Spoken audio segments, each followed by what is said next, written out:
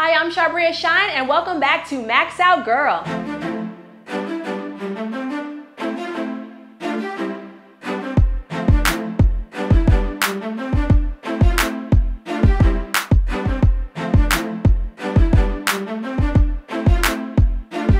We are here because we have a very special guest, Layla Bitoy-Dillon. Hello, girl. Hello, good morning. Hey. Now, this is our Women in Business Spotlight, so she is amazing. She is the CEO and founder of Bitoy Sweet Treats. That's correct. Yeah, so tell us about this. How long have you been doing this business?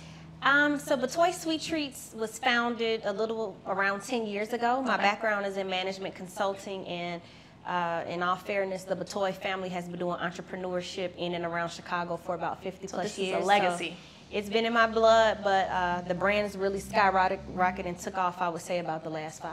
Wow. So what made you want to start this? So you said you were in consulting? Yeah, so my background was in management consulting. I worked for some of the big 3 firms, and one day I got tired of that, traded in my briefcase for an apron. And I initially had a big passion to, we're here located in my office on Chicago's historic Austin community on the west side, which is where I wanted to plant my roots, 1 block from where my father started his first business. And I really wanted to bring quality food and share some of our family traditions while also creating workforce development and economic development in an area that was very passionate to my father, so building upon his legacy. Yeah, so I heard you say you turned in your briefcase for an apron. Now, was that scary? Because some women might be listening, they have this passion, but they're just like, hold on now, I'm not leaving, my good job, to try something that may not work. What was your thought process in that?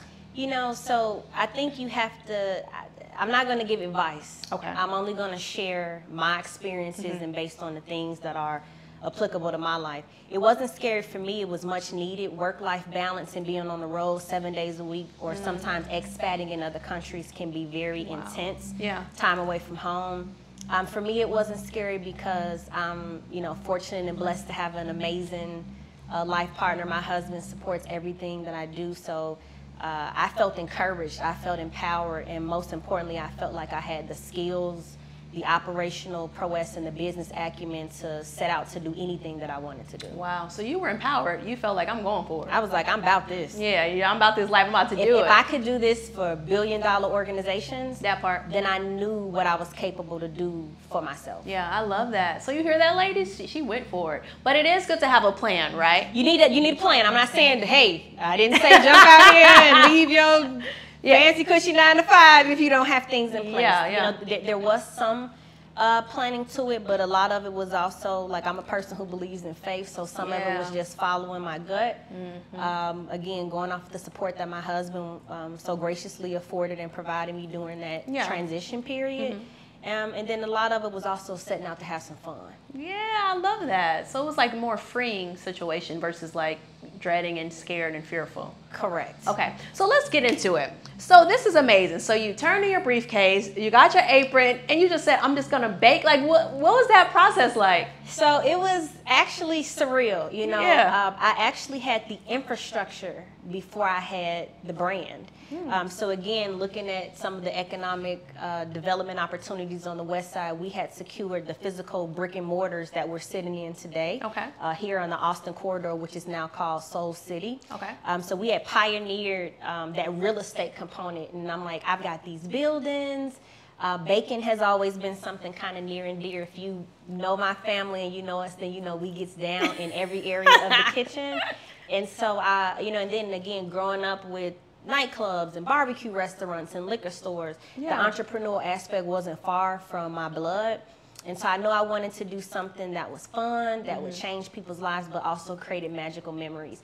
And for me, that was digging back into my childhood and, those Thanksgivings or Christmases or just when we would put things together. And the most enjoyable moment for me was always like when the cake came out or the peach cobbler came out, and you're like, it's kind of like, you can smell the turkey and the macaroni and cheese and all that. Sweet treats, baby. I'm with you. That pound cake kind of wafts through the house, or the sweet potato pie, the cinnamon. So I wanted to, take that, but also take it to a next level and, redevelop and refine some of the recipes to also be a bit more health conscious. So what was your first thing that you baked in that epiphany was like, this is what we're putting on the market? So believe it or not, I spent some time in Italy, and before I baked anything, the first thing I made was gelato. Wow. So I was very fortunate for my Italian chef, Claudio, to teach me how to do that. And so that was the first thing that I actually brought into the fold. But instead of doing traditional flavors like pistachio, I was doing banana pudding, sweet potato pie, peach cobbler. So you do some baking to bring in those flavors into the gelato.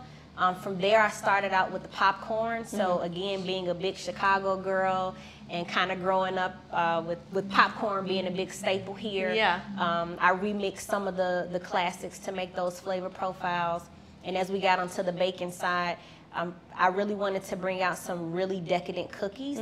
You know, sometimes you get cookies that are like so big or so flat, so we integrated the marriage of like a cupcake and a cookie combined to kind of give you that neat tea cake kind of classy situation. And then also, it was hard to find a good brownie. Like, you know, sometimes brownies are like... It's hit or miss. Yeah, and so we really have that combination of the decadence of fudge, but still a little bit of cakey. And then I brought in some old classics like the hand-dipped caramel apples, and I guess people call them pixies, but we call them those turtles. So, you know, bringing in some classic traditions. I didn't steer far away from the things that I liked. I just did a remix and a spin, bringing in more quality ingredients and looking through the supply chain to work with local providers, and Sweet Treats was born. That's awesome. So it was something that you already love to do then? Yeah, I mean, I love to cook, and I'm not going to even just say bake, because sometimes you're just chocolatiering or things like that, but creating the flavor profiles and then watching people respond to things that are made with my hands is definitely a joy. I love that. So ladies, what I'm hearing is sometimes we're looking to the left and to the right, but sometimes it's already with us, that thing, that passion, or just something that it comes so natural to us and it's simple, but to somebody else it's like, oh my God, this is amazing. You can actually build a business off of this. Yeah, and I think, you know, looking back, even when I was doing consulting, I wasn't using my hands, I was definitely using more of my brain, but even in hindsight, at the end of the day, I like to bring people together, and I did that very well in consulting, because people have to trust me to lead these massive projects. You know, same thing here, building and motivating teams, working through the community, and then bringing people together through your food. At the end of the day, I think you just have to tap into that thing that makes you tick. And, you know, sometimes it's not always about the money. You want, you know, you know, receive blessings off of your gifts. But you also have to put in the work, the time, and the consistency sometimes to see the fruit from that labor. I love that consistency. So you definitely have to have a passion for what you're doing. You do. I think if you don't, like especially in food service, you will burn out, you know, because this is also an aggressive business being in Chicago. Don't be fooled by the fun. But this is a competitive market. Chicago is one of the food meccas, so it's very hard. It's competitive. And then also it's labor intense on your body. I mean, we're not talking about the little bags of sugar you get in your house. We're talking 50-pound bags and pallets, and so sometimes it can also be aggressive wear and tear on your body as well. So you said you were doing it over 10 years, but it really started taking off about 5 years ago. So the first 5 years, were you just selling online? Were you selling brick and mortar? We started out right here as a traditional brick and mortar here on Chicago's West Side. And anytime you're doing something like that, again, think about our brand. It's a luxury brand that we were trying to put, and we invested all this money in Chuhili lights and mosaic tile and all these things. But, you know, you have to have the right product and market fit. And so we have this luxury product nestled in Austin, but we're so close to Oak Park. So it did take some dancing and balancing, one, because you're just growing your business, you're perfecting your team, you're perfecting the processes and all the things. Plus you're trying to attract the right fit. And so that took some time. And then from there, you know, being in the underserved community, we deal with things that happen in underserved communities. The challenges. And so from some of those things and lack of economic development and planning, and, you know, you just have to continue to chip away to figure out what the right operating model is for your business. And so for us, moving to luxury treat manufacturing and DTC is where we're going to continue to grow and thrive. Good. So let's define what you sell, because I didn't actually tell them what you actually sell. Oh, yes. So we are going to be a luxury treat manufacturer. We still maintain a brick and mortar presence here, so you can order online. We have select pickup days. I know you all are still upset about that. We are doing the best that we can here, folks. Street construction is just finishing underway. But for the most part, you can get all of these yummy, delicious treats online. So gourmet popcorn, the confections that I talked about. Gelato is not going to be shipped online, but we also have unique cheesecake jars and some other confections that are wow treats and delights, whether you're looking for, you know, corporate catering, whether you just want a snack for your girlfriends, or if you just want to even order something for large parties. I love this. I love the packaging. Yeah, you can also find us in O'Hare and Midway airports. Yes. You can also find us on the Home Shopping Network, which is Big one deal. of our largest partners that we just launched this July. Congratulations. That's amazing. Thank you. So we're going to talk about that, but let's talk about this packaging. How did you come up with the logo? And because this is fun. Y'all know I love pink. I love fun. I love all these colors. Yeah, so tell us about this. Real quick, short. Yeah. Pink, yellow, and blue all mean something. So pink is definitely going to be an identifier for women. Majority of people who buy our products or decision makers are definitely the momager or the catering manager or things of that nature. Blue, we still wanted to bring some of this in because we didn't want it to be so overly feminine that, that the guys are turned off. Yeah, the guys are like, oh, but now I mean you got stuff like T-Mobile and things like that. But again, those brand, you know, pink wasn't as enticing back then. And then yellow was always a big attractive, especially for kids. Yeah. So that kind of sentiment, the colors to tie in with the emotion and attraction. Overall, we wanted to go simple again, going into that legacy. So Bitoy's is just a simple your name that we came up with. And the pinwheel, believe it or not, that is like, when you see that, doesn't matter if you're in China, Dubai, because we are an international brand, you know this is something food and it's something sweet. Yeah. So it's just kind of a universal, natural universal where you're like, oh my God, that's, is that peppermint or candy? You know, it's something related to that. I love that. And it says a sweet taste of Chicago. Yeah, so a big thing for us is, I mean, I'm Chicago born and bred, and a lot of what you see from how I grew up, how I was raised, the flavors that I'm using, that all came from being inspired by Chicago food and Chicago culture. So I want to be very clear that we are a Chicago original, period, hands down. And anytime you're getting that, and for you to survive 10 years in a food mecca is saying something. And if you come out with Chicago certification from Chicago streets, then people need to know that it's a big deal. It's a big deal. It's a big deal. It's not it ain't no joke. If the food is not good, they're like, no ma'am, you're not going to make it. So if you're a true Chicagoan, then you know we wear this badge of honor proud. I love that. So let's talk about that. By this being like a food mecca and it being so hard to survive here, how did you survive those first 5 years? I think the biggest thing for us is a few things. One, we continue to maintain our product differentiator. So again, I mean, yes, we sell popcorn, we sell brownies and things like that, but you can't get what I have anywhere else. Okay. You can go get popcorn, but and anybody who's had my popcorn and don't listen to anything I say, you can go look into the reviews that I have across all the platforms that I'm on. Yeah. The type of ingredients that we use, the fact that we are still handcrafting these products in small batches, all of those things play a major role into the quality of the product and the flavor profiles. Okay. Second, I think a big thing for us is even though we are a small brand, our operational processes and technology, digital integrations and things like that really helped us get to the next level. Okay. So Dillon Management Systems was a big firm that came on and actually helped us take, you know, what would be like, oh, you're just a small bakery or a small snack shop, and really help us look at how we would continue to be competitive. And that has significantly set us apart for being able to play in spaces like the airport. And when you step up to those levels, you know, like you got to be EDI compliant and quality, and all of those processes and things play a huge role on how you service the client on the back end. I love that. I love that. So after the first 5 years, it started jumping off, right? Yeah. When did you realize it was jumping off? Like, what happened? What was the moment where it's like, okay, this is starting to really soar? I actually knew that my product was going to jump off. Actually, my husband's from New Orleans and another big food mecca. Yep. And I would test. Like him and my dad are the test dummies, the original test dummies. So like they're brutally honest, and like when you give them something and you like winner chicken dinner, I knew I had something special. Okay. And most importantly, I know that I had again the business acumen and the operation. When I opened up my doors to 1,000 people and just passed out product and did an actual tasting. way many years ago, I knew I was on to something special. Okay. It was more about like how to market it. Okay. How to get it out there. Fast forward in 5 years, when I actually saw it in place, was when I really started to see my brand being picked up in other places. So when you like, it's like the first time you hear your song on the radio or something, you know, you're really excited. So I actually started off really small with like Goose Island, which is another Chicago staple shrimp house.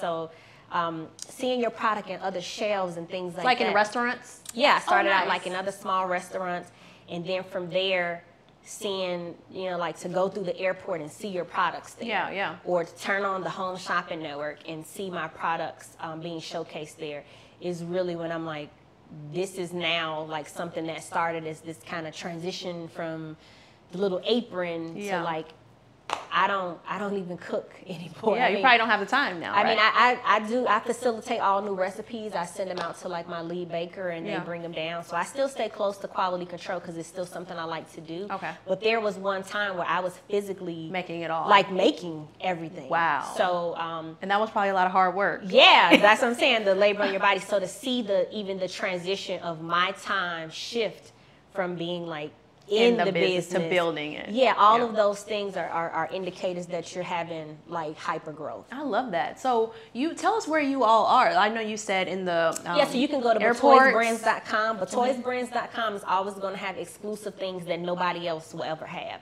So if you want to get the main drip, you got to come to you got to go to the website. Got to go to the flagship. Yes, right? yes. But O'Hare Airport. So we're going to be in Terminal 5. You can find us in the store called Evolve, 6 Points Market, Branch and Boulevard. In Midway Airport, we'll sometimes be in Sarah's Candies or Evolve. Evolve is that big store. Like as soon as you come through with the Welcome to Chicago sign, and you can also find us now on www.hsn.com. Wow. I mean, that's a big deal. Congratulations. That is a major deal. That's a game changer huge, for you. I love that. And you say you're the only... Right now I am, there have been others, but right now I'm one of I would say the very few African-American women-owned businesses because they do have quite a few on like the fashion. But to secure a deal like that, I mean, it's very competitive, and minority women in these kind of spaces is something that we're still advocating for all over the country and continue to kick down doors. So I'm proud to be among the very few in both airport spaces or places like HSN to help pave the way and set the bar and expectation of what minority women-owned businesses can do. So would you say it took a lot of determination to get there to those spots like the airport and on what fueled that? Did you see that you wanted to do that, or did it kind of just happen? I don't really like use the word like determination, right? Like you got to be out here putting in that grinding. The determination is like, oh, that's cute. Yeah, you got to put the work in. Right. Forget determination. Like, are you out here in these streets? Are you out here hitting this pavement with your product? Yeah. Are you out here aggressively doing the work and the homework that it takes to understand? Because you know we can all say like, oh, I want to be in the airport. Yeah, you're just talking about that. Yeah. In, you know, these places, but do you really understand the operating models? Yeah. You know, and like the excuse of like, I just don't know how to get started. In these days and times, the internet, it's not an excuse, right? So like, you need to be connecting yourself. You need to be networking. You need to be aggressively doing anything that you can to actually say like, I've tried everything. Then after you've tried everything, I'm going to be honest. There are roadblocks. There are limitations. Okay. So we are going to be honest about that. But I also think that a lot of times as small businesses, because you could be just so focused and, you know, making the cookies and making the popcorn that you really don't have the time or you don't know where to start. But ultimately, you are the driver of your business. Nobody's going to come out and say, like, even them, like, oh, we have these grants. No one's going to give it to you. Right. You still have to be on the hunt and putting yourself in a position. And most importantly, when those opportunities become available, are you prepared? That's a good one. Yeah. And so, like, I don't really go off of determination. I go off of, like, let's get it. Yeah, let's like, do are it. you up? Are you hunting? Are you grinding? Because lions aren't determined. Lions are hungry. That means I got to get out here and eat. A lion's just like, it's like life or death. Yeah, it's like I'm just determined to get that little gazelle. Yeah, I'm running to get that. Yeah. I'm about that. I'm on it. You I know love what I mean? it. Yeah. So I love that. I think of things just real simple. Yeah. You know, either you eating or you starving. Yeah, you're right. I love that. Y'all hear that, ladies? We either eating or we starving. Go get that. Everything I love else it. is a state of mind, and that's cute, but it doesn't get it done. It doesn't. I mean, that's it cute. can help motivate you, but you got to put the work in. Yeah, you have to put the work in. Nobody's gonna do it for it. Like a lot of people say, well, I went and got the certification, and the certification is just the checkbox. Right. It doesn't. You got to go Nothing get magically happens because you got the certification now. Yeah. You still now have to go do, and believe it or not, these steps are in place for a reason because they know not everybody is going to go through the fire to get the complete certifications. It. So once you complete the certification, then you're like, oh, I made it to the top. You're not at the top. No. This is just as resting. This is a prerequisite. Right, but how many people are going to keep going? Yeah. And so determination is cool, but like when you going to make them steps? Yeah, I love that. Do the work. You got to do the work, period. Like that. Hustle up. Do you have any advice for a woman who wants to be an entrepreneur or a lesson you learned, just something that you can share with my audience? I don't like to give advice. Yeah. Because again, I would share of some things that were helpful for me. Yeah. One, be prepared. When people say, oh, where do you start? Like, if you know that you want to be in fashion or food, you know, find a brand that maybe exudes or that you admire or inspires you and start looking into their story. Learn from them. You know, how did that person get started, right? Or if there are professional networks that are in your organization, like, oh, they're going to have I'm just making this up, fashion, the magic show. You know, like how do I connect or, you know, where do I need to go to be into that space? Food, the NRA show, you know, those kind of professional organizations or shows are going to be critical. I was saying this day and time is so much at your fingertips with YouTube and so many things that you can Google. Yeah. YouTube University, we call it. And I would also connect with like your, in your area, if you are in a thriving area and actually have these infrastructures in place, like your Chamber of Commerces or things like that are a good place to kind of help you get connected and acclimated into the different industries that you're looking into. Thank you. This is amazing. Ladies, you got to check her out. Check out her products. They're yummy. So you got to go, where's the website again? www.bitoysbrands.com, O'Hare and Midway Airports. And you can also see us coming back on HSN again this October. So make sure you support her. This is an amazing woman. She has done amazing things. We want to show love. We want to support. Where can they follow you? You can follow us if you're on Instagram, Bitoy Sweet Treats, Facebook, Bitoy Sweet Treats. It's real simple. Just put in BITOYS and I guarantee you we're going to pop right up. She did, y'all. I did it this morning. She did. She popped right up. Look for that swirl. You're going to see it. It's going to pop right up. Well, this is awesome. Thank you so much for coming on here, taking time out of your busy schedule. I appreciate it. I'm sure my audience appreciates it. So, ladies, make sure you support her, check her out, follow her, share this. We want to spread her all around, right? And she already is spread out, right, everywhere. But we want to spread it all more nationwide. Look, she already nationwide. Well, she says she all over the world. We're going international. And most importantly, just to be maybe an inspiration or maybe this story will touch somebody else who's sitting on the couch thinking about it, but not really sure how to get started. I hope you tap into the message and learn something. I love that. Thank you. That's awesome. Y'all, I love her. Thank you so much for coming on here. As you guys know, you can follow me at Charbria Shine, at Maxed Out Girl. Also, you know we have Single Woman Chronicles, the stage play coming up November 9th. My stage play, you don't want to miss it. Harris Theater, Chicago, Illinois, downtown. Also, we're going to have some pop-ups. We have one September the 7th at Barbara Bates Boutique. Make sure you check it out. It is free. Ladies' Day in. So, yes, if you're interested in being a vendor, a sponsor, or having an advertisement of your business, check us out. Go to info@charbriashine.com and email us and we'll get back to you. So we hope we said something that inspired, educated, and elevated your thinking. I'm Charbria Shine. Talk to you next time. Bye, guys.